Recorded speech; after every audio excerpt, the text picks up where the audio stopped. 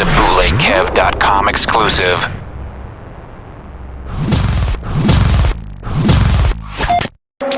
It's Power 98.3, man. BootlegKev.com. Shout out to Swag Streetwear Boutique, man. Bringing the homie Kid Ink out here. Kid Ink, What's good? you just tore it down? Yeah, man, we had a good time out there. It's been a minute. It hasn't been a minute, really. You was out here 420.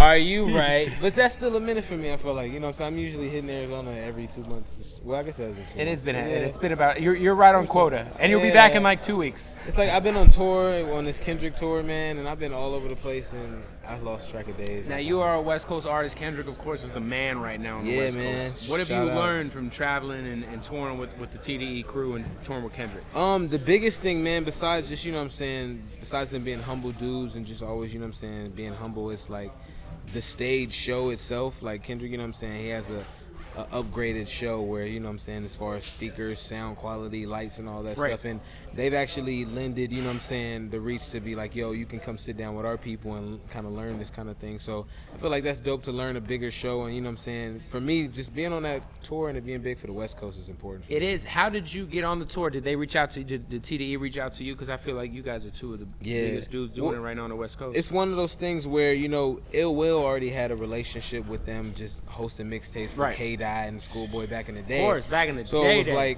he already, you know what I'm saying, him and TDE's relationship was already, you know what I'm saying, it was solid enough to where when word about the tour and the, you know what I'm saying, was going on, we hit it early and it was just like, yo, I think it would be a big look for the West Coast. Me, you know what I'm saying, having my own sound and you know what I'm saying, thing and movement going, and you guys having this strong movement going and killing the radio together. It would only mean so much more to the other states if we traveled together, and it would look bigger, you know what I'm saying, just like a coming together thing. Okay, so you did Hot 97 Summer Jam Festival stage. Yeah. Now, I didn't get to see the online, stream, Right. but I know you were the only West Coast artist on the stage, which can be tough. Tough. How did it go? You know How was it?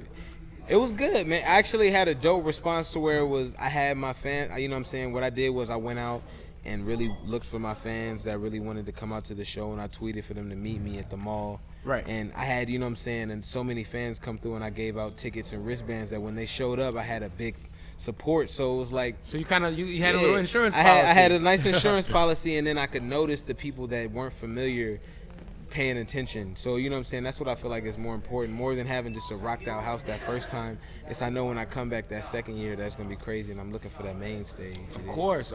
The Almost Home EP was #1 on iTunes. It dropped, man. It's a big look, especially from somebody who is from LA. You know, I feel like sometimes LA artists, like, it's so weird going on the East Coast, being from. I mean, we're in Phoenix. You know what I'm saying? But Yeah. it's so weird going to the East Coast and not hearing YG in the club and not hearing, you know, and not hearing Problem. It's like another world over there. And we were just talking about that because his show that he just had, it was like banger after banger after banger after banger. It was like, man, it feels like that on the East Coast would be crazy. You know. Right. So that's my thing. Is you were #1 on the iTunes.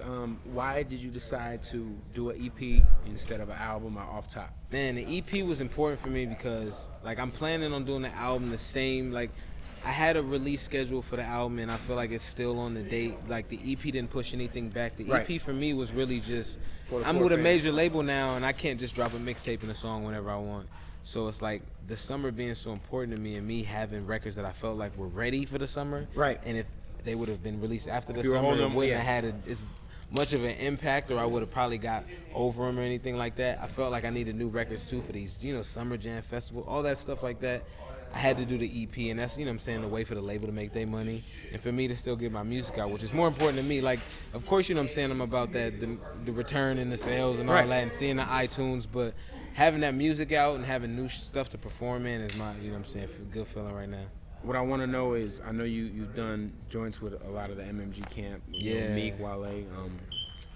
You know, is that strategic in the sense of trying to get that East Coast fan base, or is that something that's more? Because I know you guys, you guys have mutual friends and all that stuff. But is that something that you did strategically, or is that something that kind of came naturally? I can honestly say that me and Meek have already, you know what I'm saying, worked together prior, and at the time when I approached Meek for the Badass situation, it was a thing where the fans really were approaching me like, yo, y'all need a new record together, and it made, you know what I'm saying, sense at that time with just the momentum and everything.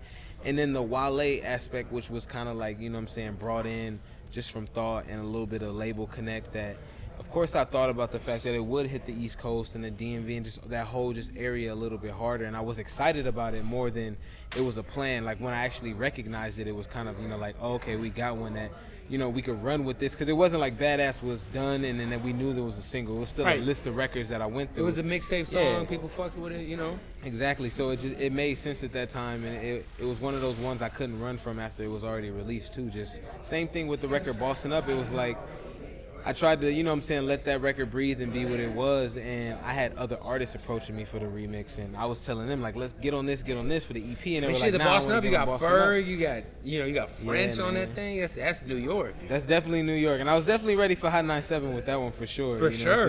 But, shout out to Lifted too. Yeah, man. Shout out to Bro Lifted, man. We had that record on cut for a minute, and I never thought it was slept on. It just didn't get that full potential that it needed in that, look. So it's definitely there now with the remix out. All right, so full debut album wise. I know you Full got debut. joints. I know you got. I was some talking records. to Ill Will. He's like, yo, he's in album mode right now. Right.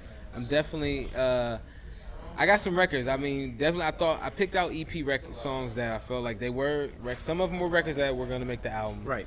But I made sure I picked the ones that were more summer vibes. So I still got some other records that are a little Do bit we more have a name for the hardcore. album yet? Nah, man. We don't have a name, or do you No have a name album. you just want to tell us about it? No, I don't. Well, you know what? I got a bundle of names. What I do is I keep things open. So I'll come up with different names, leave them in a pile. And Also, just if go you through name stuff. your album ahead of time and you keep recording, you feel like you have to record to fit that name. That's my biggest. I've said that before too in an interview. It's 'Cause like when you come up with a name before, then you're looking at the name like the song. Like, nah, has this to don't fit the name. Yeah, but if you just record let the vibe and come, then you put it together and you come up with a name off what it sounds like. Exactly. That's how it is. Have you heard the Yeezus shit? smart man. Yes, How do you feel about Yeezus? There's a lot of mixed reviews online. I heard it today. I'm still gonna buy What are it. Kidding's thoughts on Yeezus? My thoughts on Yeezus right now. You know what? I saw a fan today say it was a little bit before their time. I feel like it's like that. It's gonna probably be like that for some people who aren't musically open and aren't familiar with certain rhythm. You know what I'm saying? Or rather, just for a club bounce. It's definitely not gonna be a club It's bounce. definitely not. No, It's not. Now It's more some mosh pit and shit. right. Some white boy shit. Right. It's there. He's back on the bow tie, but it's cool. That's what's up. All right, so before we wrap this interview up, I need you to bust out your phone, and we need to kill these iPhones on camera Hold right up. now. It's So phone everybody time. knows. Phone time. Just so everybody's My 100% other one's clear. over there. All right, so We don't fuck with iPhones. No. Fuck an iPhone 5. No. We on that Galaxy shit. You see? Wait, hold up. Is that an iPhone? Get your ass out of here, Caleb. Fuck out of here with that My phone iPhone ate shit. his phone. You see? Also, You look. My phone ate his phone. You can't even see. and his despite phone the no more. fact my man's got J's on tonight, he does have J's on. It's all Okay, about. Look. It's all. Yeah. I'm not even gonna front. It's all about the 10s, the LeBrons. Shout Let out to him know. They about to get that ring. I got my 10s in my bag, so it's all good. So we about them LeBrons, we about them Galaxies, all right? Fuck that shit. Kidding. The new album is coming soon. Do we got any sort of ballpark when it's dropping? I'm fall. Fall. Man. I want to go before Christmas time. Support this dude. The EP's out right now. You can buy it. He's put out a lot of free music. So, yo, you downloaded it. You got it for free. Now it's time to return the favor. Go cop the EP Yeah. on iTunes, man. Kidding in the building, Bat Gang, alumni. Where can they get that gear at, my G? Brother right here. You can get the gear, man. It's shop.dopecouture.com/alumni. All the alumni gear, the gold, 24 karat gold hats. That's 24 karat gold? The 24 I'm karat. gonna pawn plates. your hat, son. He's on I'm at the pawn shop with this motherfucker's hat right here. Those just came out the other day, man. Not this leather brim one yet, but the other ones. You already know, man. Always supporting this dude. Kidding in the building. Bootleg Kev's Power 98.3.